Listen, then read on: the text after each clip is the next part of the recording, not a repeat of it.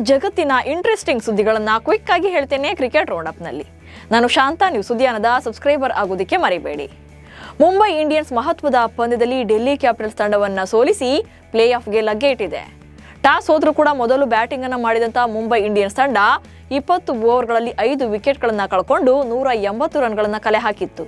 ಆನಂತರ ಬ್ಯಾಟ್ ಮಾಡಿದಂತ ಡೆಲ್ಲಿ ಕ್ಯಾಪಿಟಲ್ಸ್ ತಂಡ 18.2 ಓವರ್ಗಳಲ್ಲಿ 121 ರನ್ಗಳಿಗೆ ಆಲ್ಔಟ್ ಆಗಿದೆ. ಈ ಮೂಲಕ ಮುಂಬೈ ಪ್ಲೇ ಆಫ್ಗೆ ಲಗ್ಗೆ ಇಟ್ಟರೆ Delhi capitals play off race ಅನ್ನ ಹೊರಬಿದ್ದಿದೆ. ಡೆಲ್ಲಿ ಮತ್ತು ಮುಂಬೈ ಪಂದ್ಯದ ಬಳಿಕ ಪ್ರಶಸ್ತಿ ಪ್ರದಾನ ಸಮಾರಂಭದ ವೇಳೆ ಮಳೆ ಬಂದಿತ್ತು.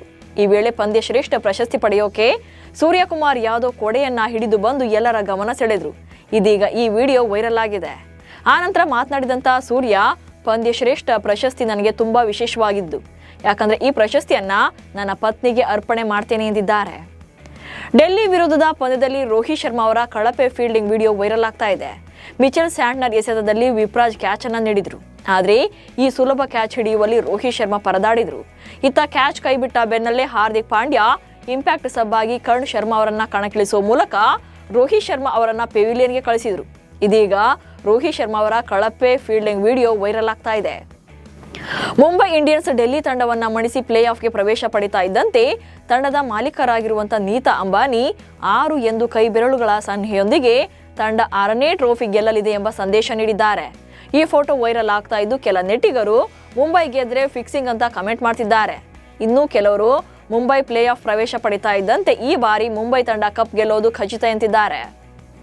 ಈಗಾಗಲೇ ಪ್ಲೇ ಆಫ್ ರೇಸ್ಗೆ ಅರ್ಹತೆಯನ್ನ ಪಡೆದಿರುವಂತಹ ಗುಜರಾತ್ ಟೈಟನ್ಸ್ ಹಾಗೆ ಪ್ಲೇ ಆಫ್ ರೇಸ್ನಿಂದ ದೂರ ಉಳಿದಿರುವಂತಹ ಲಕ್ನೋ ಸೂಪರ್ ಜೈಂಟ್ಸ್ ತಂಡಗಳು ಇಂದು ಅಹಮದಾಬಾದ್ನ ನರೇಂದ್ರ ಮೋದಿ ಮೈದಾನದಲ್ಲಿ ಕಾದಾಟ ನಡೆಸಲಿವೆ. ಈ ಪಂದ್ಯದಲ್ಲಿ ಗೆದ್ದು ಅಂಕಪಟ್ಟಿಯಲ್ಲಿ ಅಗ್ರ ಸ್ಥಾನವನ್ನ ಭದ್ರಪಡಿಸಿಕೊಳ್ಳೋಕೆ ಗುಜರಾತ್ ಪ್ಲಾನ್ ಅನ್ನ ಮಾಡ್ತಾ ಇದ್ರೆ LSG ಪ್ರತಿಷ್ಠೆಗಾಗಿ ಇಂದಿನ ಪಂದ್ಯವನ್ನ ಆಡಬೇಕಿದೆ. ಭಾರತೀಯ ಕ್ರಿಕೆಟ್ ನಿಯಂತ್ರಣ ಮಂಡಳಿಯು IPL ನಿಯಮಗಳನ್ನು ಬದಲಾಯಿಸಿದ್ದು, ಮಳೆ ಆತಂಕದ ಪಂದ್ಯಗಳಿಗೆ ಈಗ 120 ನಿಮಿಷಗಳ ಹೆಚ್ಚುವರಿ ಸಮಯ ನೀಡಲಾಗಿದೆ. ಆದರೆ ಕೋಲ್ಕತಾ ನೈಟ್ ರೈಡರ್ಸ್ ಈ ನಿರ್ಧಾರವನ್ನು ಪ್ರಶ್ನೆ ಮಾಡಿದೆ.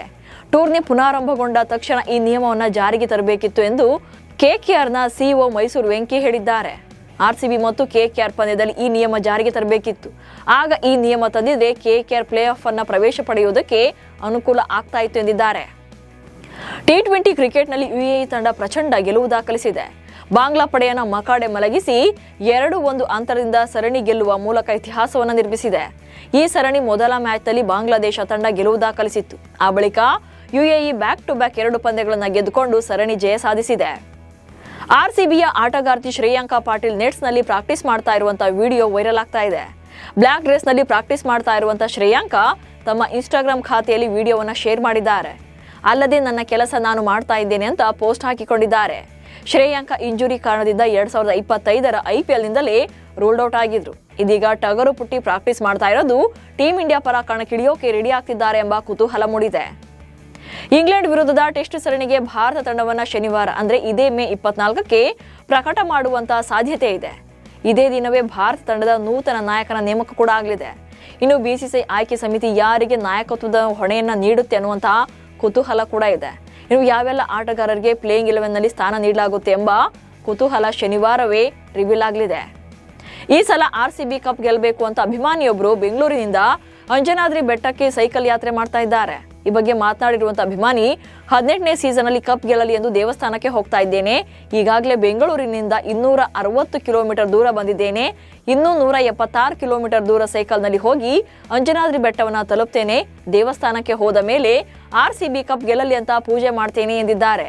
ಇವಿಷ್ಟು ಇವತ್ತಿನ ಕ್ರಿಕೆಟ್ ರೌಂಡ್ ಅಪ್ ಸುದ್ದಿಗಳು. ನಮಸ್ಕಾರ.